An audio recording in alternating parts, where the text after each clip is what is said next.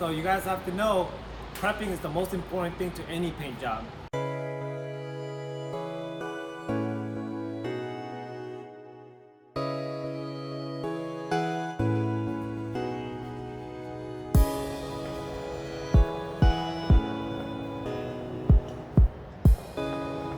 Hey guys, welcome to our prep department. So you guys have to know, prepping is the most important thing to any paint job. So let me tell you why. On the metal pieces, we gotta scuff it up correctly to make sure we get rid of all those imperfections and also make sure that the paint itself sticks properly. Same thing as the bumper. We gotta make sure we scuff it up and also get rid of all those imperfections, little scratches, little dents here and there. We gotta fix that right here in the paint in the prep department.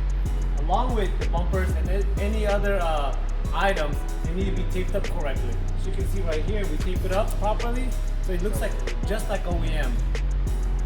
Alright, what happens if you don't prep it correctly? Well, of course you guys are gonna have those peeling. The paint just peels off within time and you'll see big chunks fall off. Second, it doesn't look like OEM. It's not taped off correctly. And third, there's those imperfections, those little scratches, those little dents that's not fixed. So therefore, it's gonna show in your paint job. And you don't want those, you paid for a paint job, you gotta make sure it's a perfect paint job. So therefore, that's why we prep everything correctly. So here's how we prep some of our parts and why we prep them this way. Yeah, so first I'm gonna check if there's any dents on it first, just to be safe. It could be on the curve right here, and on the back. But most of it is in really good condition, so make sure there's no dents or anything. So figure out these 400, sand it down. Yeah. Wait a minute! So before we show you how we do it, let's show you why we do it. So this is a photo of steel under a microscope, and all the black you see are spaces. And in that space, moisture and oxygen will get in over time and cause oxidization or rust. And you don't want that on your vehicle, trust me, it's very difficult to fix. So to fix the problem of rust on steel parts, companies have a process called electrodeposition coating.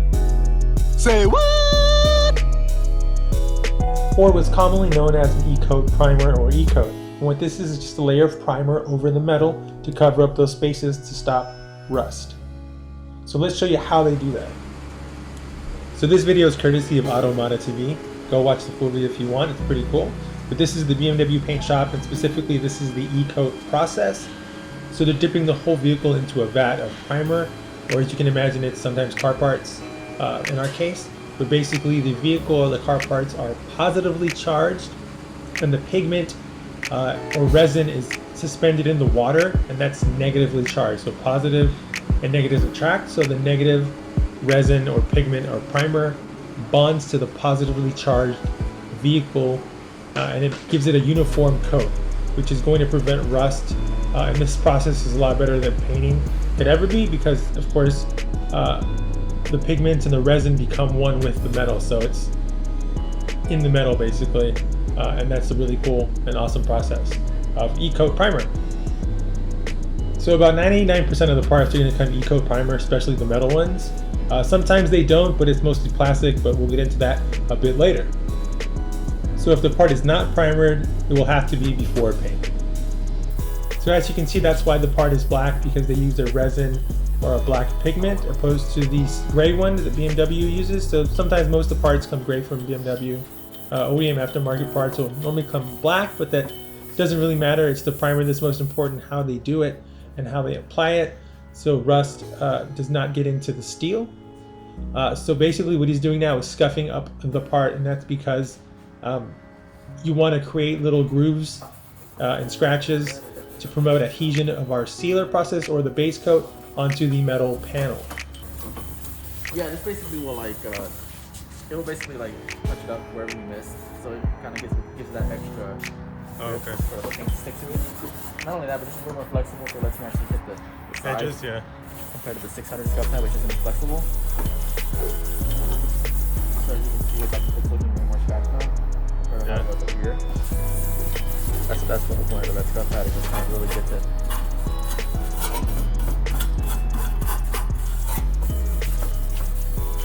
You're not putting a lot of pressure, right? Yes and no.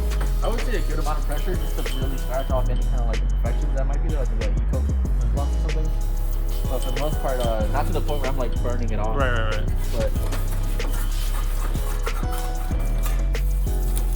But yeah, I would say a good amount of pressure. I'm really pushing down on it, but not like trying to burn.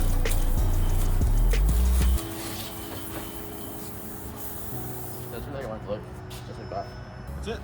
Yeah, literally. If it's a perfect fender like this, that's all I want it to be. A couple minutes max. So just leave about like an inch, half an inch from the line to the yellow paint. Just push down.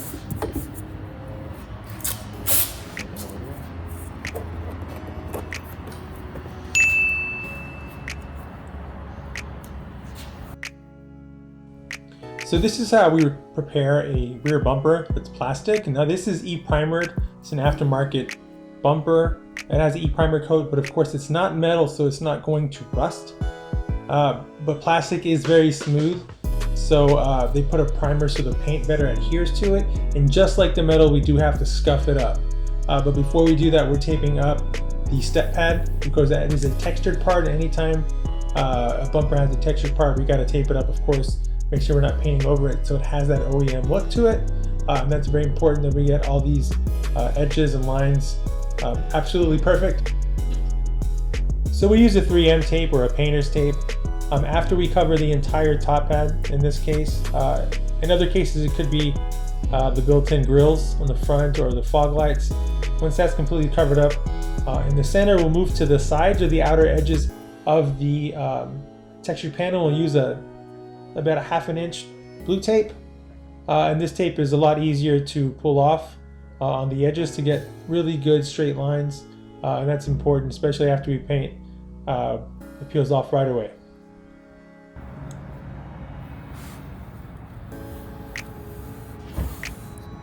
And I'm not pulling too hard because it's gonna snap back eventually if I. Yeah, you're gonna stretch it. Yeah, so I'm trying to just kind of like let it glide.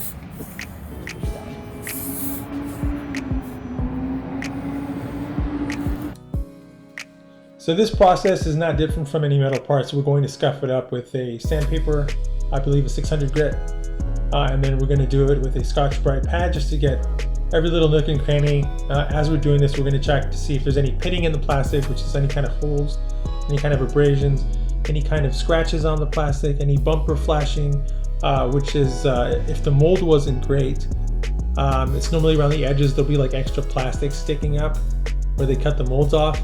We'll cut that off, make it perfect, but for the most part these parts are pretty good. There's nothing wrong with them. As I said, some parts don't come primered, they come bare plastic, and those are normally OEM bumpers, and that's a whole different process. So if you want to see that, leave comments below and we can make a video on that one as well. So you might be wondering, what if I don't paint my car parts or my car, or if it's a bad job? So as you can see, this vehicle has two parts that are not painted. The bumper is plastic. If you don't paint a plastic bumper, it's plastic. It's not gonna rust. It's just gonna fade over time and look really ugly. That's the worst it's gonna get. But your fender is metal. That's the most important thing. It will rust if you remember the beginning of the video, and it's really bad for your panels to do that. And if you get like this guy here that I spotted at the gas station, you just have to get a new panel.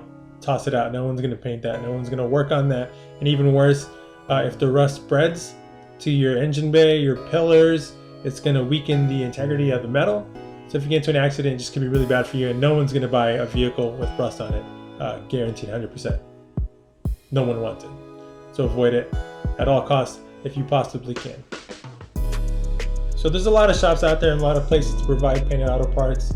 If you don't get it from us, just make sure that you go to a place and you know they're following the right steps. Hopefully you know a little bit more after watching this video. But as you can see in this vehicle, the paint is completely peeled off one side. There could be a multitude of reasons for this, not just in prep, but it could also be in the paint process. It could be the plastic. There's a lot of things, and it's really important that you find a shop, body shop, or a store that sells painted parts that's going to know the difference when they get that part in.